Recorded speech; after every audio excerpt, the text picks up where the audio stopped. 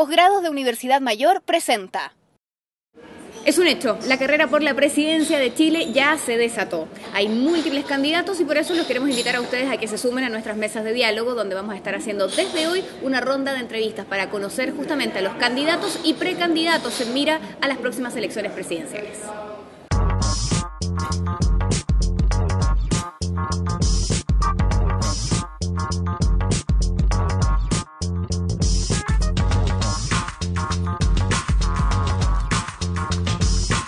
Mesa de diálogo, desde la Confitería Torres. Estamos con José Antonio Gómez, abogado, exministro de Estado, senador por la región de Antofagasta y presidente del Partido Radical. ¿Cómo están ustedes? Sean bienvenidos a una nueva mesa de diálogo. Como es habitual, nos reunimos en este clásico, nuestra casa en el centro de Santiago, la Confitería Torres, instalada desde 1879, que tiene, por cierto, una gran tradición ligada a la política. Hoy eso es lo que nos convoca en nuestra mesa de diálogo a través del Mostrador TV. José Antonio Gómez, senador, nos acompaña y, claro, se está saludando también a algunas de las personas que pasan. Bienvenido, ¿cómo está? Muy bien, muchas gracias. Gracias por invitarme, en realidad. Vamos a partir hablando acerca de lo que ha generado gran revuelo durante esta semana y tiene que ver con esto que dicen se adelanta la carrera por las presidenciales y hay cada vez más nombres dando vueltas frente a algo que efectivamente faltan todavía 2 años. Mira, ni tanto, la verdad que uno dice hay tantos candidatos, pero seamos claros, ¿quién se ha declarado candidato? Andrés Velasco. Cierto.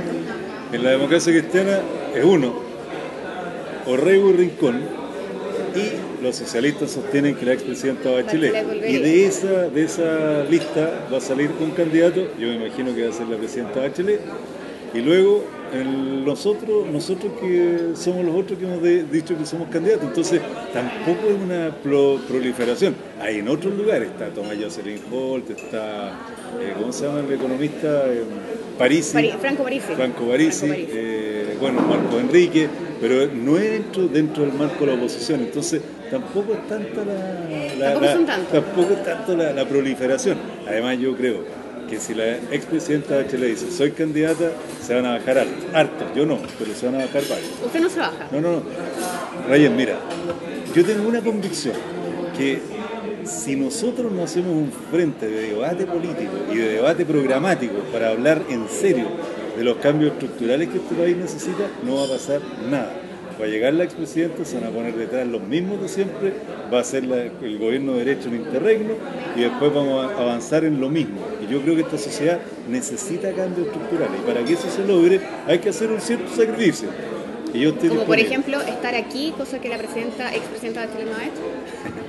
Mira, yo trato de no generar mucho conflicto porque creo yo que ella tiene hoy día un cargo, dice que no se puede meter en materia política interna, pero en fin, creo que de todas maneras en algún minuto tiene que pronunciarse. Pero usted está dispuesto a dejar su cargo, porque entiendo que le preguntaban esta misma semana qué pasaba si finalmente no pasaba las primarias, si iba a volver al ruedo del Senado. Sin embargo, por la fecha en la que esto se realiza, quedaría fuera. Es verdad. Entonces, ¿sí está dispuesto usted a sacrificar eso? Sí, no, yo lo que pasa es que quiero decir con toda claridad que estoy hablando en serio, que no estoy hablando en broma, que no estoy negociando por el Partido Radical, que no quiero cupos de parlamentarios ni de gobierno, que estamos discutiendo programas y proyectos. Por supuesto, como las primarias presidenciales y las parlamentarias van juntas, hay que optar. Y yo voy a optar por las presidenciales. ¿Qué puede significar eso? Estamos metidos en un carro enorme con una candidata o precandidata que tiene una tremenda valoración pública, pero insisto, si no hacemos el esfuerzo de que discutamos de educación, discutamos de salud, discutamos de la estructura del Estado, de la regionalización, de los problemas cotidianos. Yo digo lo que tú amaneces en la mañana, yo y cualquiera, y algo nos molesta. Esta sociedad que nos tiene bastante, yo diría, indignados, pero molestos. Yo creo que hay un problema de molestia, una cosa que no hemos logrado resolver, y eso hay que debatirlo, y hay que presentar un programa nuevo, un programa que sea de cambio, y si no hacemos este esfuerzo no va a pasar nada. Yo lo doy firmado, se van a poner detrás los mismos de siempre. Por eso que vamos a hacer el esfuerzo.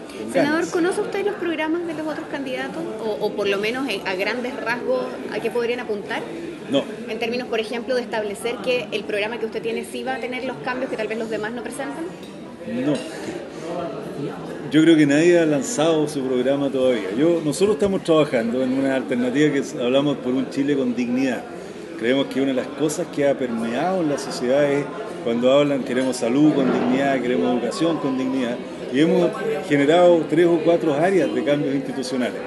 Nosotros estamos convencidos que en materia de democracia no podemos seguir con una representación como la actual. Con el sistema binominal. El binominal, la reelección de los parlamentarios eterna, lo que significa el hecho de que tenemos un sistema presidencial que es un reinado, que no existe capacidad de los parlamentarios de poder opinar, que no hay plebiscito para los casos que no tenemos solución. Hay un cambio institucional. Se me olvidó algo fundamental. Creemos nosotros que es necesario hacer un cambio constitucional, eso significa asamblea constituyente, dentro de un proyecto institucional que nosotros queremos plantear. Entonces, en ese proceso hay que tener un cambio, una propuesta de cambio profundo. El sistema económico, si esta cosa no puede seguir como está. Los abusos, los bancos, de las ISAPRE, de las cuestiones de las aguas, etcétera, etcétera, etcétera. Entonces, claro, yo puedo hablar de lo que estamos planteando nosotros. No he visto todavía lo que piensa la expresidenta, pero lo que sí estoy convencido que muchas de estas cosas las pudimos haber hecho y no las hicimos. Y porque no hubo voluntad política. ¿Cuál es la respuesta a eso? No hubo voluntad política. Mira, yo participaba en el comité político los lunes, que era una gran noticia, pero al final era una misa en escena, porque finalmente lo que ahí hacíamos era aceptar lo que el gobierno nos proponía. Porque discutimos muchas veces el 7% de los jubilados, discutimos reformas tributarias, discutimos el tema del postnatal, pero no hubo voluntad política de hacer esos cambios. ¿Por qué? Porque había una propuesta y una visión, en nuestra opinión, equivocada. Y eso es lo que estamos pagando hoy día, como concertación. Senador, cuando hablamos justamente de la voluntad política, se mezcla mucho ese término, o se cruza, con una mirada que tiene hoy la ciudadanía, con una clase política en el fondo muy castigada, como usted lo decía, y con una decepción en el fondo que tiene la ciudadanía frente a la clase política en términos generales, y claro, siempre hay excepciones, casos tal vez más carismáticos o que aparecen con mayores trabajos o qué sé yo, pero en general hay una decepción frente a la clase política. Tenemos claro que la necesitamos para seguir adelante. ¿De qué manera se va a lograr revertir esta situación? ¿De qué manera se logra, desde la contienda presidencial, conquistar a una ciudadanía que está completamente decepcionada de la clase política en general? Mira, yo creo que el tema se localiza y se focaliza en el área, en este caso parlamentario, que yo creo que es bien injusto, por una razón de práctica. A mí me ha tocado ser subsecretario, ministro, fui alcalde subrogante, concejal. Asesor, distintas cosas. Todo un proceso que yo conozco el aparato público. Y no hay lugar más increíblemente difícil de hacer cosas que en el Parlamento. En todos los otros no tiene facultades, se levanta en la mañana, toma decisiones, logra realizar lo que está pensando. En este tema del Parlamento son muy mínimas las condiciones de poder hacer cosas. Entonces es distinto cuando uno le plantea a la opinión pública una propuesta de cambio profundo en materia de institucionales, como yo te mencionaba con anterioridad. ¿Cómo logramos reencantar eso? Por ejemplo, en materia de educación. Cuando nosotros hablamos de educación pública, gratuita, de calidad, no estamos en un eslogan. Hemos hecho una propuesta con recursos, con años. Hemos dicho que el primer trabajo es que los niños de 0 a 6 años, que son 800.000 en Chile, que no tienen cobertura, hay que hacer un proceso, y ahí nos demoramos 15 años, porque ojo, no digo una cosa del día para mañana. En los temas de educación escolar, ¿qué es lo que hay que hacer desde el punto de vista de la obligación del Estado de tener colegios públicos de calidad? No para que la educación privada no exista, es para que exista la competencia y el ciudadano o la mamá o quien sea tome la decisión por calidad, no por plata. Entonces ahí hay respuestas concretas, precisas. Tú eres una mujer joven, muy joven. Resulta que si tú quieres hacer familia, no estoy diciendo que te cases, no estoy hablando de la familia, que tengas un hijo, vas a un ISAPRE y te van a cobrar 3 o 4 veces más caro. Los incentivos están al revés. En vez de darte las oportunidades hoy día, es un castigo. Te castigan. Bueno, esas cosas hay que cambiarlas. Todo lo que son esos abusos que el sistema ha permitido, nosotros tenemos que cambiar. Senador, pero esos abusos han existido durante muchos años y tal como usted dice, tal vez faltó voluntad política para que en tiempos de la concertación estos mismos abusos que ya existían hubieran sido tratados y en el fondo combatidos. ¿Cómo vamos a lograr que hoy día esta ciudadanía crea en que ahora sí es posible y que tal vez usted sí va a contar con la voluntad política, por ejemplo, de un Senado para poder sacar adelante reformas como esta? Mira, a mí me toca responder mucho por mis responsabilidades y por las que no tengo, y las asumo todas. ¿Por qué? Yo soy parte de la concertación, fui ministro, fui subsecretario, hice la pega, en mi caso, yo creo que bastante bien desde el punto de vista público de las realizaciones, pero yo creo que el gobierno estuvo siempre cooptado por un sector de la población concertacionista que tenía una mirada política distinta a la nuestra.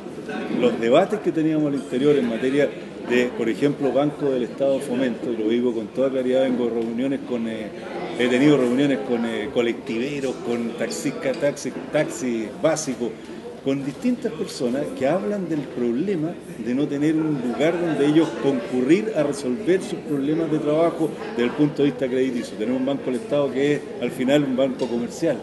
Todo ese tipo de cosas que las conversamos, las discutimos y no logramos salir, yo estoy dispuesto a aceptar mis culpas, pero estoy dispuesto también a decir de cara a la gente que si llegara a tener la oportunidad de ser el candidato presidencial y presidente de Chile, esos cambios los vamos a hacer. Porque yo creo que la sociedad lo está exigiendo, porque no podríamos no hacerlo. Es tremendo. Estoy dispuesto además a otra cosa que lo estamos trabajando, que es que los temas educacionales, que nosotros hemos hecho una propuesta nacional, los vamos a trabajar también como regionales y comunales, para que exista compromiso serio de que lo vamos a cumplir, que no es que vamos a hacer un programa de 200 páginas y no vamos a cumplir nada, porque en 4 años se hace lo que se puede, y ese que se puede es lo que uno tiene que decir en estos 4 años va a ser en el primero esto, en el segundo, en el tercero y en el cuarto. Senador, y ya que hablamos del tema educacional, ¿qué le parece esta reforma al financiamiento? Lo que está planteando hoy día el gobierno. Mira, yo creo que al final el gobierno hace en todas estas cosas la misma respuesta que es tremendamente equivocada. Son parches que no resuelven los problemas de fondo. Mira, el CAE, que va a significar una baja en el porcentaje de intereses, no es la solución definitiva para las familias, probablemente es una gran ayuda. Tenemos los deudores Corfo, que son una cantidad importante, 200.000 jóvenes que tienen tasas del 6 al 8%, creo que hasta el 10%. Entonces, cuando tú hablas de financiamiento en una fórmula y en una manifestación política que esto tiene que ser mercado, es un error. La educación tiene otro concepto para nosotros. La educación es, yo no digo que se regalen las cosas, ni estoy pensando que todo tiene que ser gratuito. Lo que estoy diciendo es que hay etapas que tú puedes apoyar. La forma de solución para mí es que tú puedas estudiar gratuitamente y cuando te recibas pagues, no antes, que tengas la posibilidad de hacerlo. Recibes plata, sueldo y tienes la obligación de pagar. Pero no de pagar 5 veces lo que correspondía. Por supuesto que no, por eso es que las platas del Estado tú tienes que utilizarlas para el fomento, no para hacer negocio. No puede ser que te cobren los mismos intereses que cobra un banco privado, claro, comercial. Entonces, por ejemplo, en materia tributaria, si la tributación no es solo para recaudar, puede ser también para distribuir. Tú puedes generar una reforma tributaria que permita mayores recursos, no para generar desigualdades como lo están haciendo hoy día, porque ese tema de que yo saco plata para pagar el colegio, para mejorar las condiciones de los que ganan sobre 1.200.000 pesos, no es la solución. La educación en Chile tiene que ser para educar ciudadanos, el Estado cumplir sus obligaciones.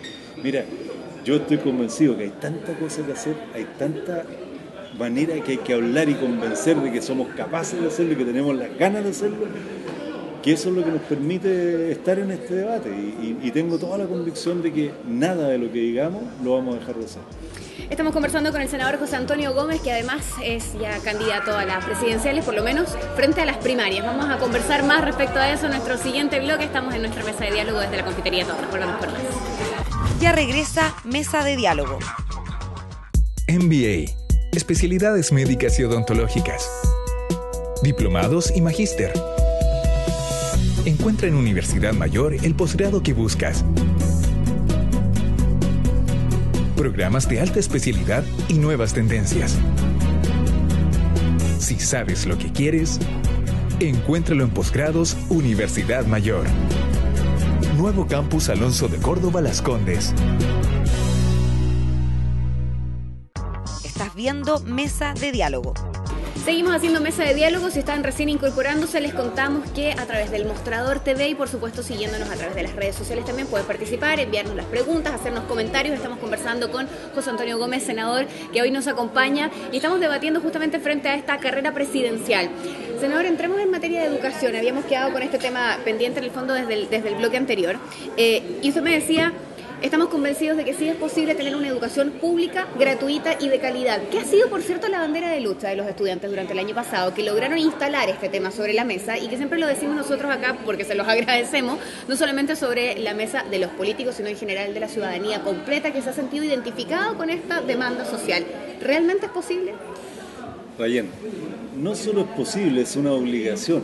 Nosotros no podemos dejar que hay 1 millón de jóvenes en la calle, muchos de ellos endeudados hasta el tuétano, porque en definitiva el sistema así se ha construido. Pero mira, nosotros hicimos un planteamiento que está en la página web www.senadorgomez.cl, véanla.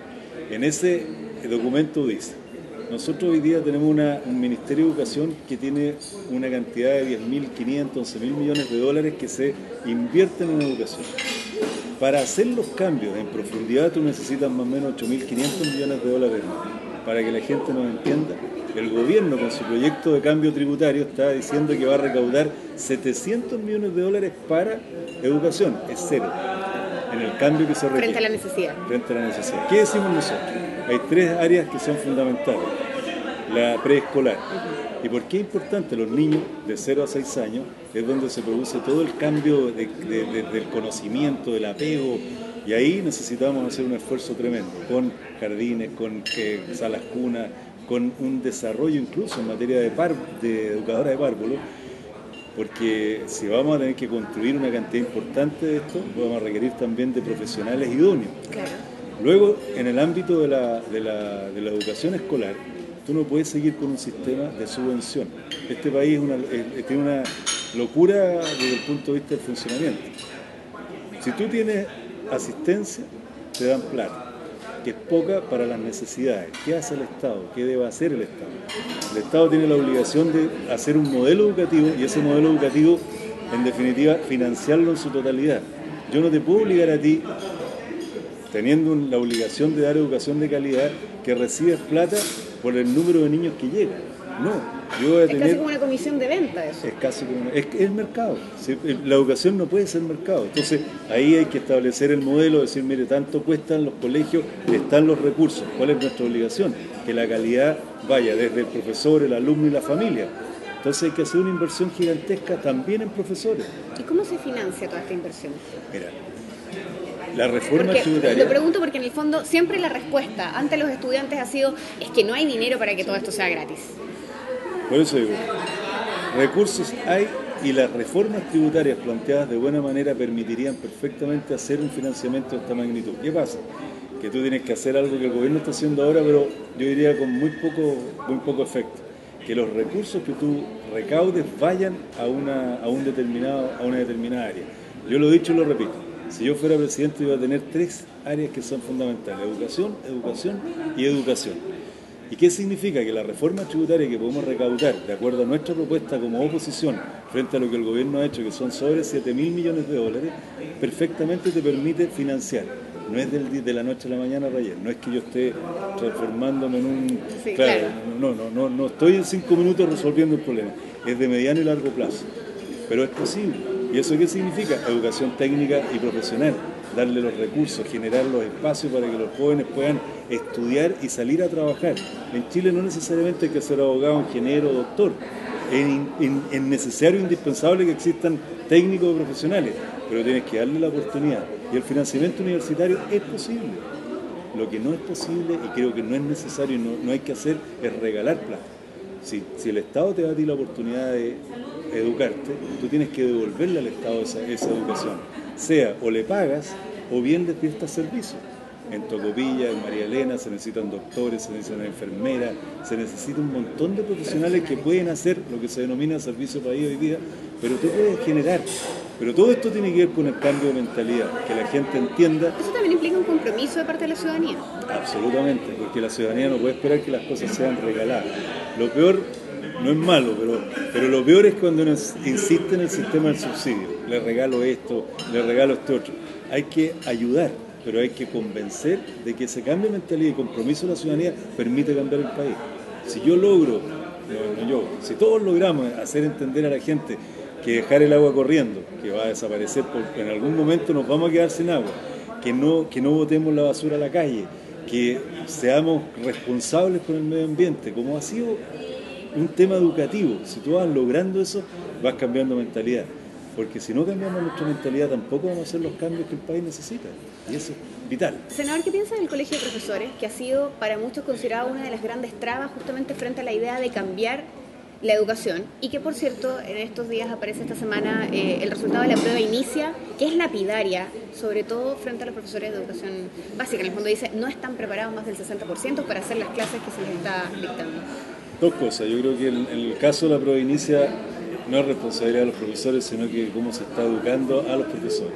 Y eso también tiene que ver con responsabilidad. Mira, yo siempre parezco como muy estatista, como que el Estado. No. Te voy a contestar al tiro lo que me preguntaste, pero te voy a explicar que, en mi opinión, las sociedades constituidas como la que nosotros tenemos, en que el día a día a ti te obliga a hacer 12 horas de trabajo para tratar de surgir en esta sociedad, es lo que produce un estrés y produce una infelicidad muy grande. Entonces yo digo, el Estado, que este ente, tiene la obligación de cumplir ciertas materias que son indispensables, que tienen que ver con educación, tienen que ver con salud y tienen que ver con otros temas de protección que los puede realizar.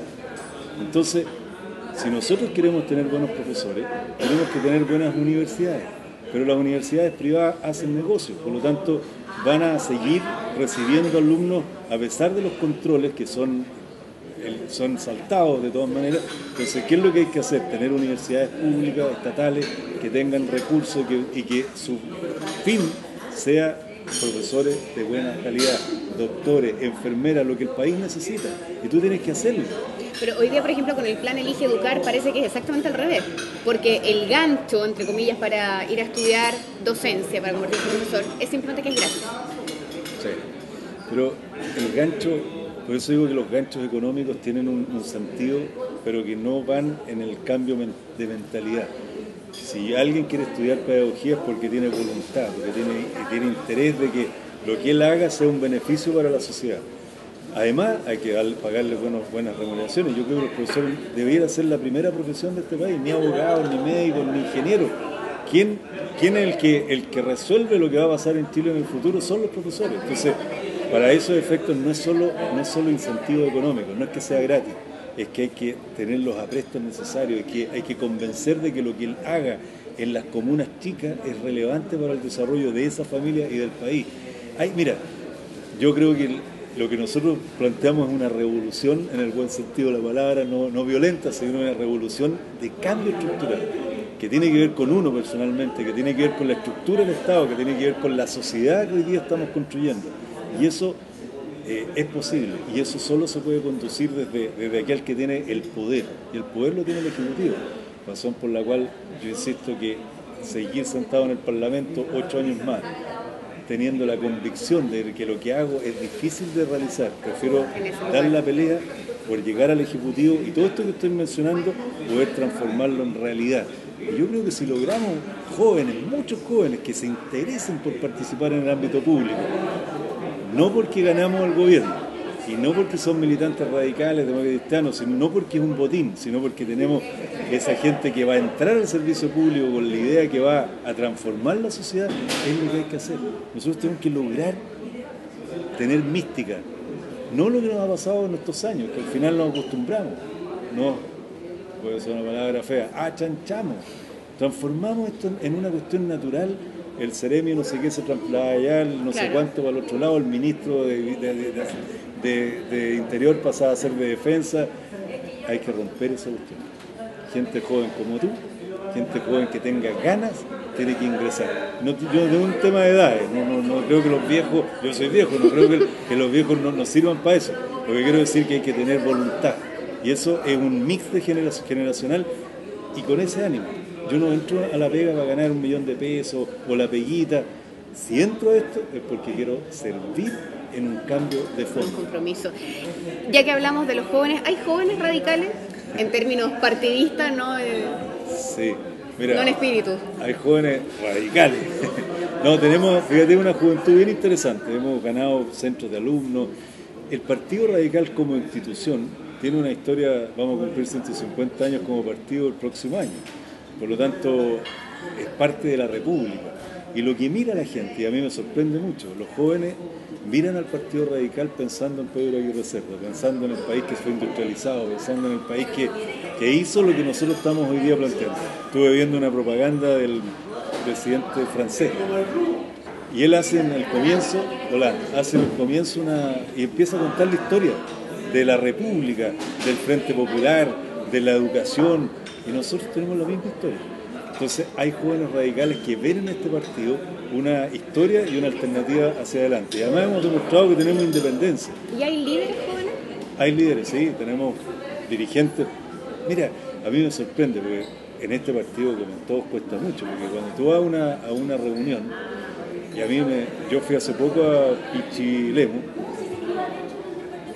sí, que me enredo con Pichidangui.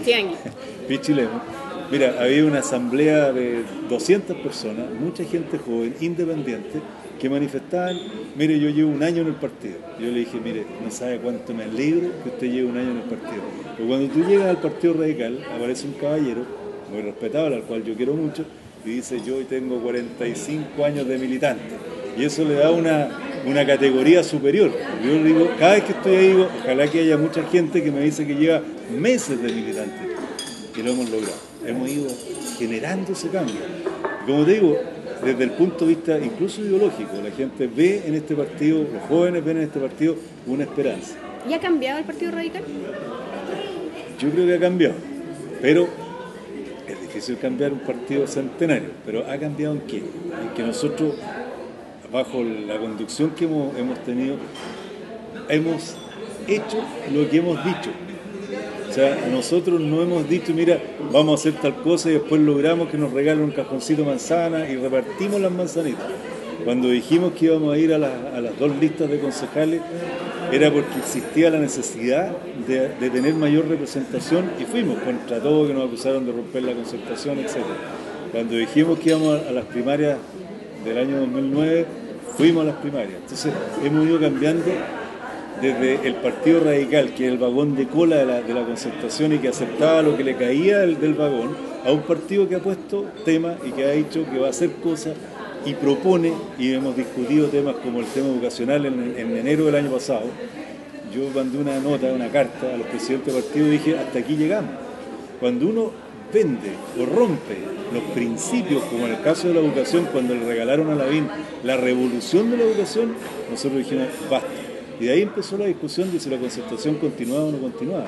Entonces yo creo que el partido ha cambiado. Hemos logrado dar, por lo menos dentro de este ámbito político, una pelea dura que nos cuesta porque recibimos muchos golpes, porque somos pocos, somos menos y nosotros no tenemos grandes figuras mediáticas. Estamos trabajando en nuestro programa, tenemos mucha gente que se ha integrado, pero no tenemos príncipes. Yo no tengo yo no te podría decir, tú me dices, ¿y quién lo acompaña? Claro. No te podría decir, mira, el exministro no sé qué, nada, y tampoco me interesa. De verdad, estamos trabajando el tema de salud, estamos trabajando con la dirigencia de las enfermeras, con los médicos, con los especialistas que tenemos para los efectos económicos de salud, pero no estamos pensando en las cosas de arriba hacia abajo, sino que de abajo hacia arriba. Y eso es para nosotros súper positivo. Senador, le voy a preguntar al regreso justamente acerca del tema de la salud y, por cierto, de esta concertación que luce un tanto fraccionada, que usted ya lo mencionaba recién. José Antonio Gómez, senador, nos acompaña en esta mesa de diálogo. Volvemos con más. Ya regresa Mesa de Diálogo. Estás viendo Mesa de Diálogo. Estamos de regreso con más en nuestra mesa de diálogo, como siempre en compañía de la Universidad Mayor, donde puedes encontrar el posgrado que buscas. Hay programas de alta especialidad y nuevas tendencias. Si sabes lo que quieres, búscalo y, por cierto, encuéntralo en Universidad Mayor. Senador, le preguntaba justamente acerca del tema de salud. Sí. Y sé que tiene cifras que seguramente a mucha gente le van a hacer bastante sentido. Hablamos habitualmente de estos escándalos en las ISAPRE y todos nos alarmamos cuando aparecen, por ejemplo, las grandes ganancias que han tenido en el último año. Mira, yo digo, este país Anoche estuve en una conversación con gente de distintos ámbitos, pero muchos empresarios, entonces, y extranjeros también. Entonces decían, pero ustedes siempre critican tanto su país cuando este país ha crecido. Están creciendo al 6%, ustedes son un ejemplo en el mundo. Entonces yo escuchaba, uno desde aquí como que se ríe un poco de eso a veces. Sí, pero Ryan, yo lo escuchaba y los miraba, y es verdad. Tienen toda la razón, pero en la macroeconomía. Pero este país crece de esta manera, de una desigualdad tremenda. El 90% de los chilenos gana de 350.000 pesos hacia abajo. Por lo tanto, este proceso de crecimiento, efectivamente, los 15.000 o 16.000 dólares per cápita están acá arriba. Entonces, de lograr nivelar esto es lo que nosotros discutimos y les decimos. Es cierto que hemos crecido, es cierto que todo, pero eso es en cifras macro. Fíjate que en el tema de salud. En el tema de salud uno siempre escucha y debatimos mucho nosotros que las ISAPRES ganan mucho, que son unos ladrones, que etcétera, etcétera, etcétera. Cosa que yo suscribo. No tengo ningún problema en decir que cobran lo que quieren, te suben los valores cuando se les ocurre. A mí me acaba de llegar una carta del 6,4%, subieron los valores, y hay que presentar un recurso de protección, que es un problema para la mayoría del chileno promedio. Hasta para mí es un cacho. Entonces, en ese sentido, el problema no está ahí, porque si uno mira la cifra y dice que 2.734.000 chilenos se atienden en la ISAPRE, es una cifra grande. 2 millones del total de la población. Del total de la población. País. Esa cifra es grande, pero resulta que esa cifra corresponde corresponde a un porcentaje menor de ciudadanos. Y los que estamos en ISAPRE somos los que podemos pagar la ISAPRE. Claro. Por lo tanto, si yo quiero estar... Es una opción. Yo tengo la posibilidad. Porque si no la tuviera, me tengo que ir a FONASA. ¿Y qué significa FONASA? FONASA significa que hay el 73% de los chilenos, o sea, casi 13 millones de chilenos se atienden en FONASA. Entonces el problema no es la ISAPRE. Es ilógico, sobre todo considerando las proporciones en la cantidad de personas que están en uno y en otro. Exactamente. ¿Y cuál es la discusión? Bajémosle las ganancias. Yo estoy dispuesto y hay que parar los abusos y todo. Pero el Estado tiene que preocuparse del otro segmento, y que es el 73 o el 75% de los chilenos que se atienden en un sistema que es de calidad baja. Entonces ahí es donde hay que poner el acento, hay que cambiar las prioridades. Yo digo la clase media que tanto hablamos. ¿Cómo solucionamos los temas de la clase media? Que no es fácil. Pero tú tienes que darle capacidad de tener educación gratuita, de calidad. Tu mamá podrás tomar la decisión de si envías al niño a un colegio público de calidad o a un colegio privado, pero por calidad, no por plata. Hoy día no tienes esa posibilidad. Vas al colegio público porque no tienes plata. En cambio, nuestro interés es que exista esa posibilidad. En materia de salud lo mismo. Si yo quiero estar en el ISAPRE, estoy. Pero si no quiero, porque no puedo, tengo que ir a FONASA. Entonces hay que hacer una inversión de tal magnitud, no tanto en infraestructura, sino que en prevención, en salud pública. Si hay que evitar que los enfermos lleguen, bueno, ese es un trabajo que hay que hacer en esta sociedad. Y si tú logras tener esos dos elementos que son de las cosas más trágicas que tienen las familias de clase media, tú empiezas a permitir que esa familia, recursos que gasta, pero con sangre y sudor, los va a poder invertir en otras cosas. Yo creo que por eso que en el concepto nuestro el Estado es tan importante. No es un problema de Estado grande, es un problema de un Estado pequeño, pero musculoso, capaz de controlar, capaz de invertir en aquellos lugares que son necesarios de hacer. Si tú no cambias la regionalización de este país, tampoco vamos a tener logros, porque país centralista, bueno, hay varios problemas en regiones. ¿Cuál es su compromiso puntual frente al tema de la salud? A ver, nosotros estamos trabajando el proyecto de salud, pero nuestro compromiso real es que los recursos que se destinen a salud tienen que focalizarse. Nosotros creemos que hay que hacer una tremenda inversión en prevención de salud. Eso significa un trabajo de muchos recursos, que significa colegios, significa centros de madres, significa todo un proceso de enseñanza de cómo evitar que yo termine en los hospitales o en los consultorios. Significa también una gran inversión en materia de consultorio. Nosotros creemos que el modelo cubano es interesante. El médico de cabecera, el médico del barrio. De la manzana. El médico de la manzana. ¿Y eso qué significa? Y aquí vuelvo a lo que te decía antes. Tú necesitas médicos que estén disponibles a hacer eso. Pero yo he conversado con los jóvenes que son médicos, me dicen, pero ¿por qué yo voy a entregar algo al Estado si mi profesión me la pagó mi papá, mi familia? Entonces yo me tengo que dedicar a lo que tengo que hacer, medicina privada.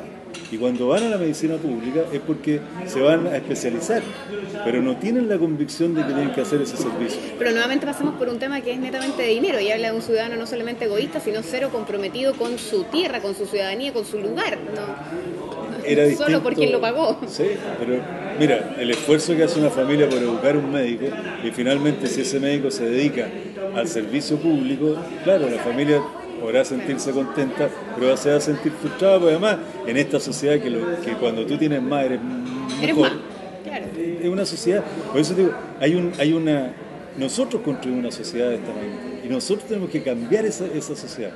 El hecho de que todo el esfuerzo sea individual, solo para mí, es lo que yo creo que esta sociedad la ha atomizado. Y por eso que lo que te quería decir es que las universidades públicas, los recursos estatales para que existan médicos son para eso, para ese médico que tú educas gratis, pero que te dé un servicio después, pagado, si no significa que tengan que trabajar gratis, se les contratará, pero harán el esfuerzo por ser el médico de barrio, por conocer a la familia, por evitar que lleguen a los consultorios hay que mejorarlos. Mira, hay una gran cantidad de información, de trabajo que estamos haciendo para plantear una estructura basada fundamentalmente en la solidaridad, en el recurso que el Estado tiene que obtener a través de la recaudación tributaria, pero destinada hacia aquellas cosas que son fundamentales. Y yo creo que fundamentalmente la educación y la salud, sin perjuicio de otras cosas que son vitales. Senador, este gobierno, por ejemplo, impulsó una medida que señala que si una persona no es atendida porque esté completamente colapsado, por ejemplo, un hospital público, debe ser derivado a un hospital o a una clínica privada. Y eso para muchas personas les generó la satisfacción de que por lo menos se le estaba garantizando la atención. Sin embargo, desde otro punto de vista, uno dice, bueno, eso significa que esa atención, que igualmente es pagada, implica que los recursos del Estado, en vez de ir a los hospitales públicos, terminan yendo nuevamente a manos de los privados. Lo discutimos harto este tema en su momento. Y hay senadores y partidos que decían es inaceptable. Yo tengo una visión un poco más práctica. Cuando nosotros tenemos una lista de espera gigantesca y no tenemos capacidad de resolverlo en la vía pública, yo creo que en un periodo de transición estoy dispuesto a ese esfuerzo. ¿Por qué? Porque voy a resolver los problemas médicos de quien tiene urgencia hoy día. Lógico. Pero ese sistema no puede ser eterno, porque eso significa finalmente que tú lo que estás haciendo es pagar hotelería. Todo esto que yo te mencioné hacia el privado, todo esto que yo te mencioné de la ISAPRE, la diferencia que tiene la ISAPRE no es calidad, porque el servicio público tiene calidad, lo que pasa es que se ve colapsado, porque atiende al 75% de la población. Además, fíjate, tiene el grupo A, que atiende a 4.500.000 personas, que son aquellos que tienen ingresos de calle, que son los que no tienen ni un peso, y los atiende gratis indigencia, y lo atiende gratis el Estado. Entonces, por supuesto que ahí hay un colapso. Entonces, cuando tú le entregas estos recursos a las clínicas privadas, lo que estás haciendo es destruir o minimizar lo que es el 75% del lugar donde van los chilenos. Por eso que en periodo de transición yo no me niego, porque sería absurdo si tú tienes cáncer y no te pueden operar o hernia, y existe esta alternativa, yo lo haría. Pero no hay ninguna razón para que esos recursos bien administrados no signifiquen un mejoramiento en el sistema público. Nuestro problema es que el sistema público tiene escasez de profesionales también. Entonces hay una cantidad de temas que hay que abordar. Y volvemos al tema de la educación, entonces, frente a la escasez de profesionales. Mira, la educación es la madre de todas las batallas. Por eso yo, y ahí sí que lo digo de cara a la gente, el único que puede dar fe y garantía de que el tema educacional va a ser el centro de un gobierno somos nosotros. Por la historia radical, y porque además tenemos el convencimiento, la convicción que lo único que rompe las desigualdades es la educación, en todo ámbito, en el ámbito del conocimiento, en el ámbito personal, en el ámbito de las posibilidades futuras, de la solución de estas dificultades que vivimos, no hay otro. Senador, ¿y qué pasa con estas aparentes fracciones al interior de la concertación? No son con aparentes. Estos pactos, sí, la verdad es que no son aparentes. No, mira, si lo mejor es hablar con la verdad, no son aparentes. Tenemos fracciones, tenemos diferencias, tenemos opiniones distintas. Mira, yo porque estoy contento de participar en las primarias presidenciales. ¿Por qué? El tema educacional, nosotros siempre hemos tenido que consensuar el tema educacional. Hemos tenido que aceptar que se mantenga el sistema de subvención. Pero entre más gente tratar de ponerse de acuerdo es más complicado. Sí, pero es que yo creo que uno se puede poner de acuerdo en programas, en proyectos, y detrás de ese proyecto tú puedes poner a todo el mundo. Pero ¿qué nos ha pasado? En materia educacional nos juntamos y tenemos un límite. ¿Por qué? Porque hay un límite que pone un cierto segmento de la Concertación, no podemos pasar de esto. Cuando hablamos de recursos naturales, pudimos discutir el tema del impuesto específico a la minería y no de un royalty de verdad, porque hubo un segmento que dijo hasta aquí podemos llegar. Entonces nosotros creemos que esos límites hay que sobrepasarlos. Hemos utilizado la siguiente frase, que tenemos que pasar de la medida de lo posible a lo necesario. Y creo que en estas fracciones que tenemos y discusiones que tenemos, permite eso, que la diversidad se represente de verdad. ¿Qué gracia tenemos hoy día? Que no tenemos el gobierno. Entonces cuando uno tiene el gobierno es re complicado. Porque cuando uno dice no hago esto, el gobierno lo presiona de manera tal de que cuesta mucho que la gente continúe por ese camino.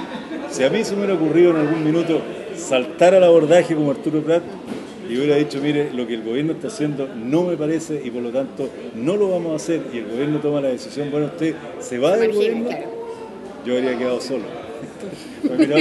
Miro para atrás y todos los marinos habrían estado sentados en los ministerios, en la subsecretaría. Esa es la realidad.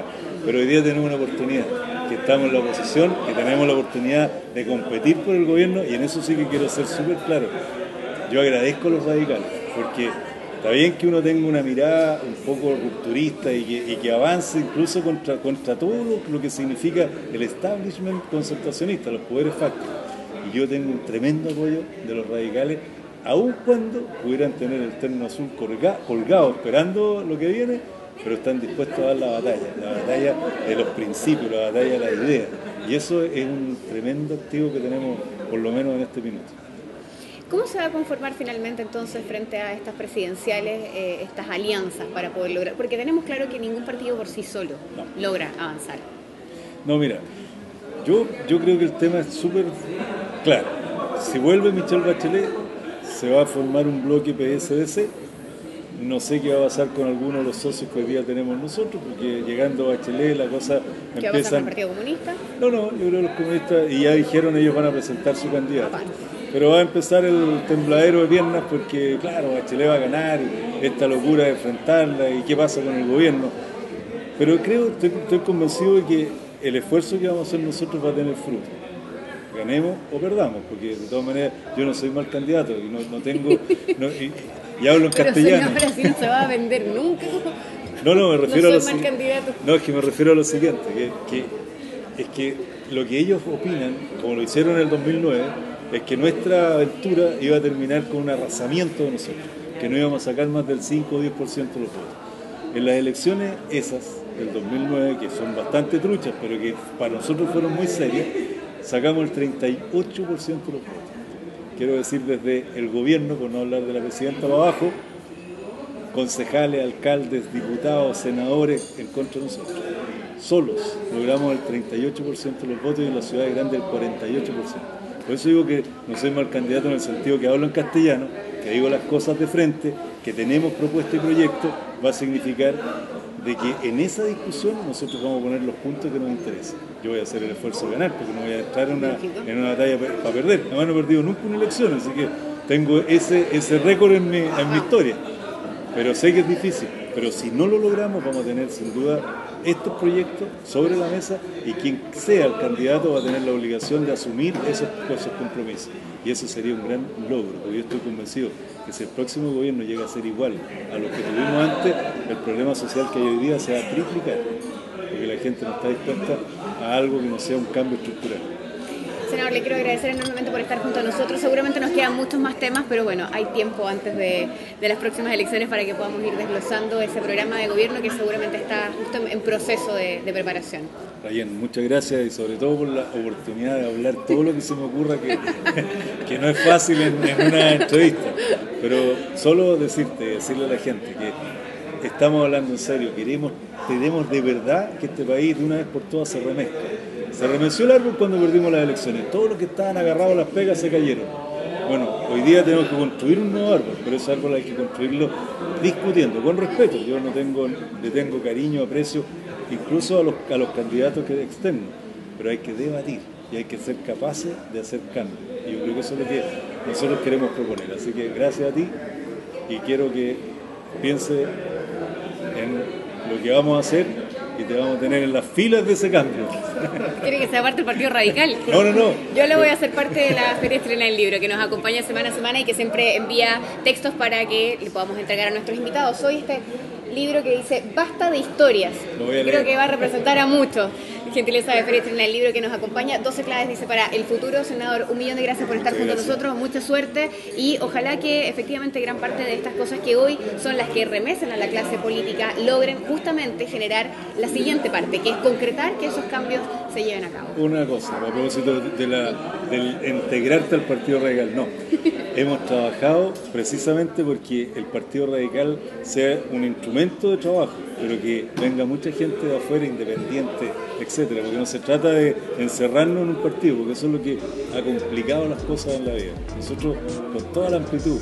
Hay que tener compromiso ciudadano, ¿no? Sí, Bien. Gracias por estar junto a nosotros. Nos vemos en la próxima mesa de diálogo. Chao, chao.